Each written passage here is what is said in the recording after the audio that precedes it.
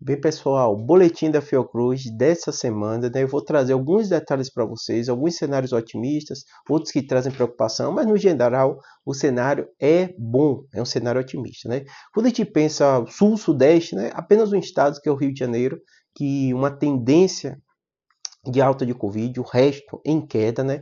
Quando a gente olha com o Brasil como um todo, a gente tem um ou outro estado com um cenário, né, de estabilidade, tendência de alta, mas no geral é um cenário bastante otimista quando a gente fala de Covid, né? Quando a gente fala dos outros vírus respiratórios, a gente vê picos pequenos, né, de influenza, de gripe em alguns estados, né? E um detalhe importante que é o rinovírus no país como um todo, né, causa o resfriado comum.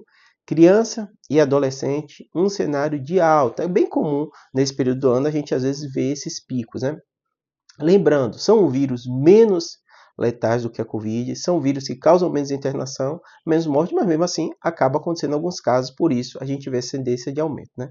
Além disso, né, quando a gente fala do cenário Covid, né, chegou a subvariante ZC, eu fiz muito vídeo aqui falando para vocês sobre sinal, sintoma, tem vídeo antigo explicando, mas não levou um grande cenário de aumento, nenhum cenário mais importante que gere algum tipo de preocupação.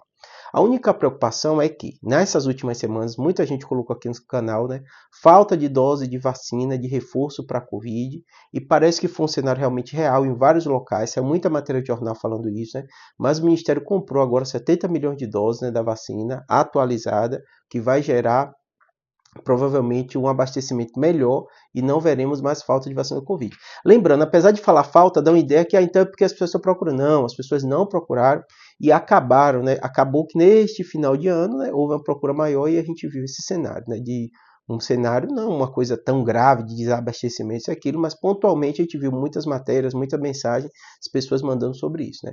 Neste momento, agora, quando a gente fala de Covid, é um cenário de paz e tranquilidade. O único alerta que a gente faz é que, normalmente, ali para janeiro, né, começa a ter aumento de casos pelo inverno no hemisfério norte e acaba tendo impacto no Brasil. Lembrando que é sempre no cenário de uma nova subvariante, que parece que essa XEC é ela que deve causar esse aumento de casos nos restos do mundo e deve ser também aqui no Brasil, tá bom? Então, toma sua dose de vacina de Covid, toma sua dose de vacina de gripe, se você não tomou ainda, né? Lembrando, Covid está apenas para grupo de risco, né? Mas se você tiver inserido, vai lá e toma, né? Idosos e crianças que chamam mais atenção. De gripe está para todo mundo, né? E atualiza a sua vacina, tá bom? Espero que tenha ajudado. Abraço.